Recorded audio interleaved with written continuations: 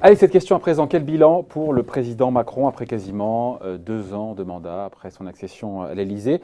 Eh bien, pas fameux, nous dit le magazine Marianne. Bonjour Franck. Bonjour. Franck Dedieu, directeur adjoint de la rédaction de l'Hebdomadaire. On va voir la couverture. Et Marianne qui égratigne le président Macron, la couverture. Bilan économique des 2 ans, Macron pire que Sarkozy et aussi mauvais que Hollande. On est évidemment, Franck, sur le terrain vraiment strictement économique. C'est une note de gueule, ça, ou c'est vraiment étayé? Ah non, c'est vraiment étayé avec des chiffres qui ont été d'ailleurs recensés par l'OFCE. Vous recevez régulièrement l'économiste principal de l'OFCE. C'est dire combien il faut s'incliner à la japonaise devant ces chiffres. Et quelques mots peut-être justement sur notre méthodologie pour vous dire combien c'est fait sérieusement. Nous, on s'est dit, bon, on va d'abord prendre au mot, je dirais, l'ancien banquier, l'inspecteur des finances qui est Emmanuel Macron, qui lui savait, l'ancien ministre de l'économie, qui lui savait de quoi il parlait lorsqu'il s'agissait d'économie. Donc nous avons pris 5 critères. Bien sûr, la croissance du PIB, le chômage, les impôts, la dette publique et... Croissance et PIB, c'est une chose, non ? Croissance du PIB. Ah, croissance du PIB, oui. Du PIB par tête, plus précisément. Et nous l'avons comparé aux 2 premières années de mandat de ses prédécesseurs. J'entends Nicolas Sarkozy et François Hollande. Alors vous allez me dire, oui, mais... Croissance du PIB, attendez, chômage, croissance du PIB... Chômage, croissance du PIB, impôts, dette publique et taux d'exportation. Pour l'attractivité. Et on l'a comparé donc, comme je vous ai dit, avec ses prédécesseurs François Hollande et Nicolas Sarkozy. Et nous l'avons, ça c'est un peu l'aspect un peu plus subtil, c'est que dans la mesure où ils arrivent dans des circonstances économiques très différentes, nous avons regardé ce que faisaient au même moment les voisins européens. Les voisins européens, la zone euro. C'est-à-dire que vous pouvez avoir, par exemple, Sarkozy, la croissance de 2007 à 2009, en pleine crise des subprimes et de Lehman Brothers, baisse, mais baisse moins que dans la zone euro. De sorte que il fait mieux. C'est un raisonnement... Merci le modèle social français. C'est un raisonnement assez relatif. Et avec ce raisonnement, encore une fois, ça donne quoi quand on compare les 2 années de Macron avec celle de Sarkozy et de Hollande sur tous ces critères multifactoriels? Vous l'avez dit, donc on a Sarkozy qui arrive plus souvent que les autres au-dessus de la zone euro, et puis Macron et Hollande qui arrivent à égalité. Mais vous l'avez dit sur l'histoire de Sarkozy qui finalement réussit sur le plan du PIB et du chômage à faire mieux que ses prédécesseurs pendant ces 2 ans, pas que ses prédécesseurs, que ses voisins européens au même moment pendant 2 ans, eh bien, je dirais, ça va presque à rebours du candidat libéral de Nicolas Sarkozy. C'est ça l'ironie suprême de l'histoire, c'est que finalement il bénéficie des fameux filets de sécurité, de l'édredon économique français qui nous caractérise, grâce... Qui peut nous plomber quand la croissance repart, mais qui quand elle s'arrête partout ailleurs, elle baisse moins chez nous. Voilà, c'est ce qu'on appelle vraiment des effets stabilisateurs. Alors vous avez effectivement... des dépenses sociales pour les minima sociaux, des assurances chômage, vous avez des retraites par répartition qui font que quand même vous avez du pouvoir d'achat qui est redistribué, qui est quand même distribué et donc qui permet d'amortir le choc. Ça, je dirais, c'est un peu le paradoxe Sarkozy, c'est qu'effectivement, il fait mieux que les autres de la zone euro et aussi que ses successeurs, tout simplement aussi parce qu'il s'en sort bien avec ce fameux modèle français. Et on voit bien que finalement, ce modèle français-là, par-delà, on pourra en reparler, mais par-delà, je dirais, les personnalités, les politiques économiques qui sont menées, on est face à un véritable paquebot avec une forme d'inertie et qui n'est pas du tout la Startup Nation fantasmée par notre président. Donc il fait moins bien que Sarkozy et pas mieux que François Hollande. Alors je vais vous donner des chiffres par exemple sur la croissance pour vous illustrer cela. Vous avez au cours des 2 ans Sarkozy qui fait moins 4, 2007-2009, je ne vous fais pas un dessin, crise, mais ses voisins font moins 6. Vous avez Hollande qui de 2012 à 2014 fait plus 0,5, pas fameux, mais ses voisins au même moment font plus 0,5, font moins 0,2. Donc ils baissent un petit peu, ils sont stables. Hollande fait donc mieux que ses voisins. Et vous avez Macron, enfin, qui fait 2,5% sur les 2 ans de croissance. Mais quand... Comment vous arrivez à 2,5? Alors, on a pris le PIB par tête de mai 2017 à mai 2019. D'accord. Ouais. On ne fait pas 2,5 annuel. Ouais, on prend une date, hein, en fait c'est 2,5 sur les 2 ans. D'accord, voilà. Et puis sur le dernier trimestre, c'est une estimation OCDE, qui est quand même très proche de la réalité. Puis d'autre part, c'est aussi la même chose pour les voisins européens. Ouais. Hein, et donc 2,5 de et puis l'autre fait Macron. 2,5 de Macron, et puis vous avez la zone euro qui fait 3,1. D'ailleurs, vous l'avez vu la semaine avant-hier, vous avez plus 0,3. On ne se dit pas si mal, plus 0,3, mais vous avez la zone euro qui est à plus 0,4. Ouais. Bon, vous voyez, vous êtes quand même à peu près dans les purs. Donc finalement, nous avons eu cette méthode-là.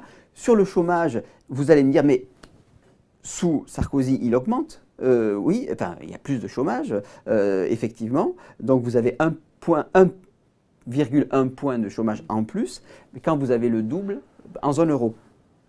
Macron, inversement, il baisse au cours de ces 2 ans, il faut l'avouer, il faut le mais je préfère que ça baisse honnêtement que ça monte moins que les autres, le chômage, non? Tout à fait. Mais c'est peut-être la limite du raisonnement, non?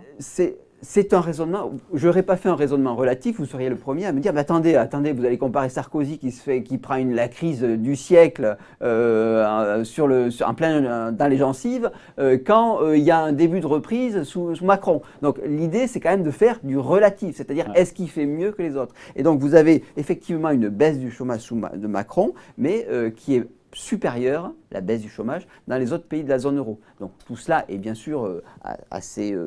c'est pas non plus, il n'y a pas des écarts énormes, hein, puisque nous avons quand même une sorte de convergence des politiques économiques européennes. Et sur les impôts, les exportations, la compétitivité? Alors là, non, mais là où finalement je vais être un peu me contredire par rapport à ce que je viens de dire sur grande convergence économique européenne, puis grande convergence des politiques passées, Sarkozy, François Hollande et Emmanuel Macron, on le dit assez souvent, moi aussi, qu'il y a une sorte d'indifférenciation gouvernementale par-delà les majorités sous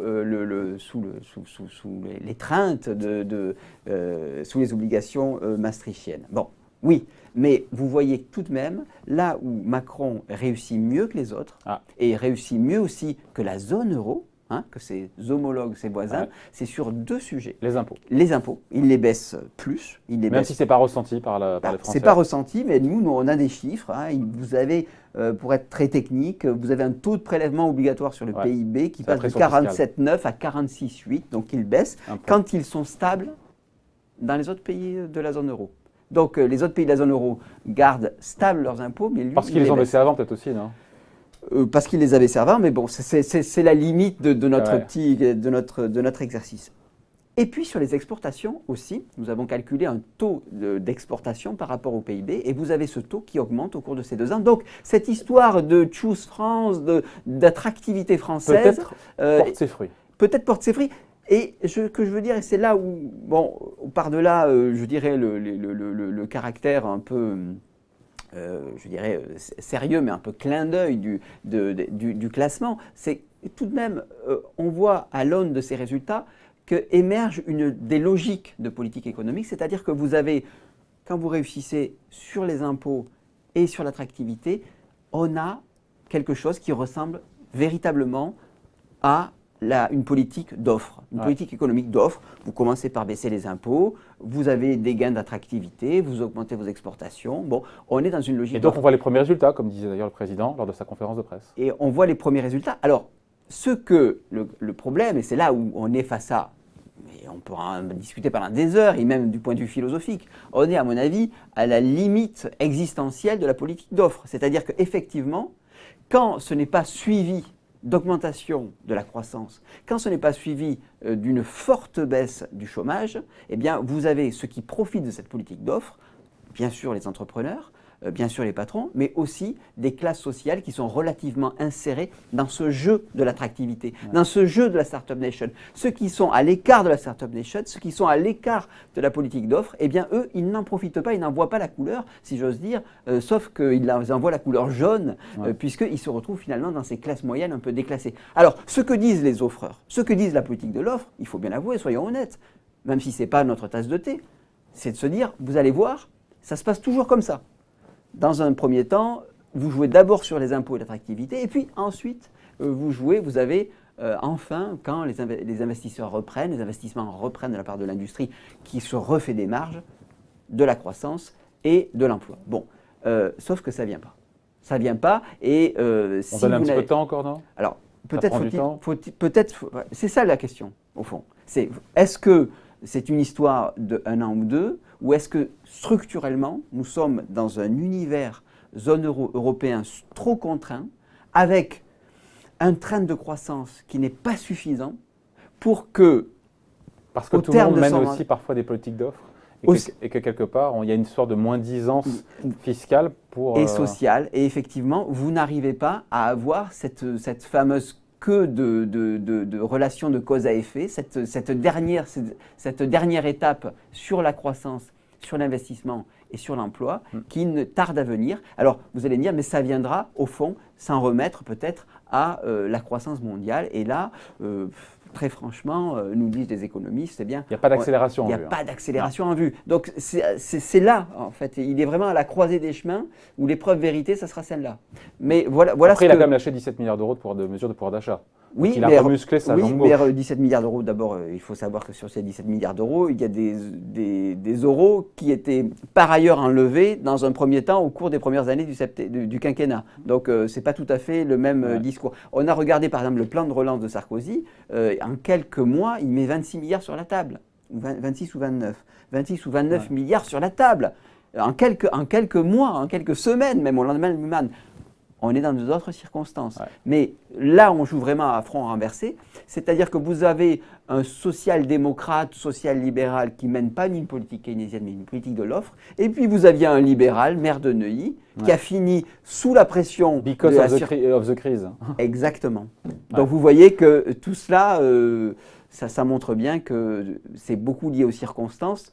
Donc, on finit là-dessus, il a tout fait mal, le président? Non, c'est ce que je vous dis. Il a sa logique. Il a sa logique. Voilà. C'est-à-dire qu'effectivement, vous avez, à l'aune de nos et donc, calculs, il a juste fait mieux, Macron, sur les impôts et les exports. Oui. Comparé il a fait mieux à ses prédécesseurs et comparé à nos voisins européens. Voilà, oui. Et sur le reste, par contre, il est en dessous. Sur le reste, il est en dessous. Sur la dette, ils sont tous en dessous.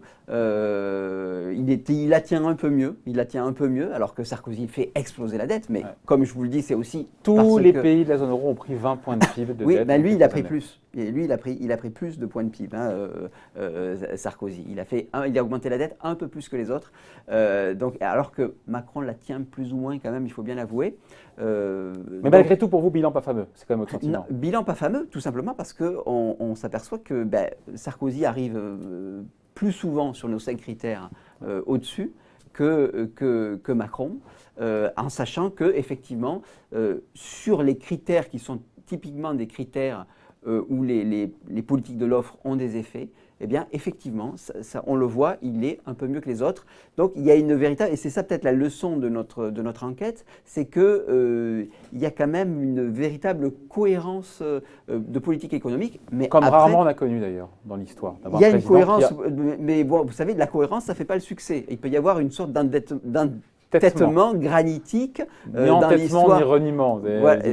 C'est quand même ça. Oui, ça, on pourra en discuter, et c'est quasiment philosophique, où ça suppose en fait de s'en remettre à quelle sera la croissance dans les années à venir. Voilà, en gros, son pari, il est là. Il aura le prolongement social de sa politique de l'offre s'il y a de la croissance et si puis, il y a comme les Européens sont remis quand même. Il y a comme 17 milliards d'euros remis dans et si les Européens jouent le jeu, c'est-à-dire que si vous arrivez encore une fois dans une politique encore de l'offre des autres, des Italiens. Alors les Italiens se sont écartés puisqu'ils tombent dans une politique keynésienne, mais si vous avez les Allemands qui ne lâchent pas la bride, vous avez les pays du Nord qui ne veulent pas entendre parler de budget de la zone euro, là, que vous remarquez, qui finalement se disent nous, on veut rester avec cette politique extrêmement, je dirais, rigoriste. Qui leur réussit bien. Oui, enfin, vous savez, dans les pays du Nord, vous avez aussi une montée des populistes qui est de notre nature, mais je ne sais pas si ça réussit bien. Il y a une sorte de lieu commun en disant, vous voyez, la Finlande, la Suède, qui n'est pas certes dans la zone euro, mais tout cela, ça marche très très bien. Quand vous voyez les scores, vous apercevez que ça ne marche pas forcément et que tout n'est pas une question de croissance et de chômage. Ça serait sinon. En tout cas, voilà, enquête à retrouver cette semaine, évidemment, dans le magazine Man. On revoit la couverture. Bilan économique des 2 ans, Macron pire que Sarkozy et aussi mauvais que Hollande. Merci, Franck. Franck Dedieu, donc, directeur adjoint de la rédaction de l'Hebdomadaire. Merci.